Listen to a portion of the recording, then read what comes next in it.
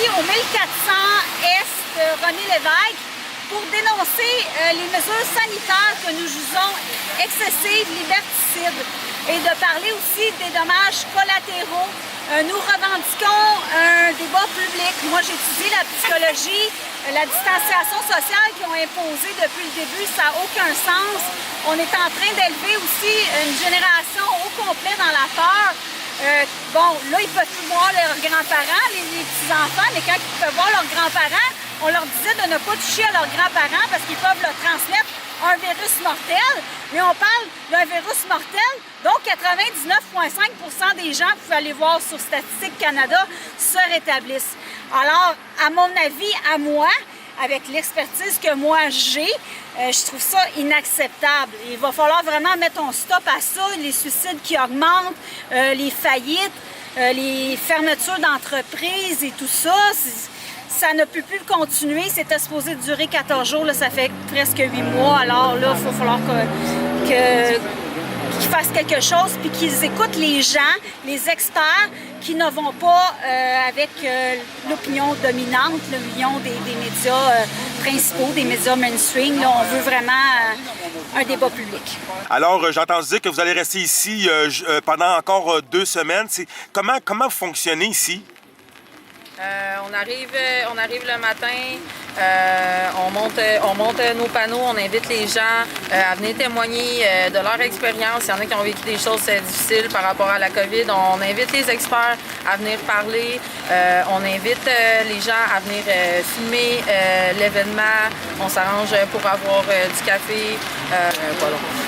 Excellent. Alors, aujourd'hui, il pleut. Alors, le mot d'ordre, c'est de s'habiller chaudement, d'amener des bas de rechange, amener des gants, des tucs, pourquoi pas. Alors, écoute, quand on fait ce genre d'intervention-là, il faut se préparer.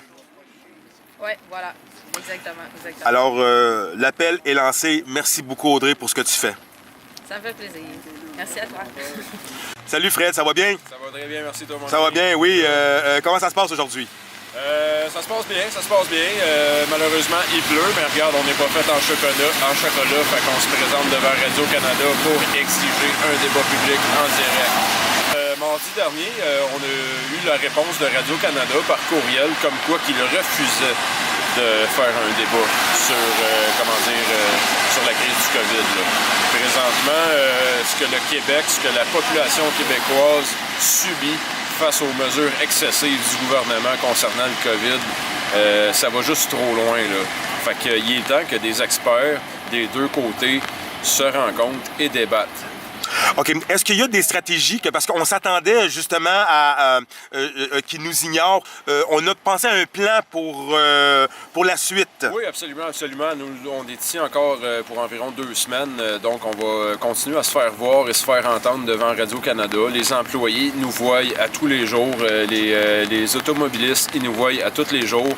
Et on est aussi en train de discuter pour élaborer des stratégies, pour faire un coup d'éclat. Je vous en dis pas plus. On aime ça. Écoute, merci beaucoup, Fred, de tout le travail que tu fais pour le peuple québécois. Bien, merci beaucoup, Yann. Merci à tout le monde de nous suivre et de nous appuyer là-dedans. Parce que tout seul, on n'arrive à rien. C'est ensemble qu'on va réussir. Et j'invite vraiment les gens à venir accompagner mes amis dans leur quête à la vérité, la quête à ce débat qu'on veut tant. Merci beaucoup. Moi, je pourrais ajouter, aujourd'hui, je suis fier d'être ici. Puis, c'est sûr que quand ça a commencé, cette crise sanitaire, c'était pas évident. Comme tout le monde, on avait des craintes, tout ça. Mais avec le temps, on a vu le narratif de Radio-Canada qui n'arrête pas depuis un certain temps, là, depuis 7 mois. Là. Donc, le débat public, c'est pour ça qu'on l'exige, parce qu'on veut avoir la vérité, l'autre version de la montagne. Et voilà. Et autre chose que je voudrais ajouter aussi, là, c'est que le message, moi je crois au débat public, il va arriver. Mais ce qui est beau aussi, c'est qu'il y a des réactions des gens qui nous encouragent. Le message aussi, c'est qu'on va laisser au monde réagir, on sème la graine, pour comprendre qu'est-ce qui se passe. Là, ils vont se poser des questions. Pourquoi ils n'accordent pas le débat? Est-ce qu'ils ont quelque chose à cacher? C'est ce qu'on veut avoir comme message, tout ça, de la visibilité. Et j'invite aussi les gens à venir nous appuyer. Oui. Si moi, aujourd'hui, je suis ici, vous êtes capable de venir nous appuyer. Et voilà. Il va y avoir des rotations. Je ne demande pas toute la journée. Moi, je serai là toute la journée. Audrey-Anne aussi. Ouais. On est là. Puis il y a des personnes qui sont avec là. Je suis fier. Tu sais. Mais je vous encourage. Je vous invite à venir nous encourager. Beau temps, mauvais temps. Mais c'est beau à l'intérieur. On est chaud. On est solidaires. Voilà. Donc, je vous aime. Merci beaucoup de nous appuyer. Salut, je vous remercie d'être là, les amis. On est là, fiers et debout pour défendre notre liberté.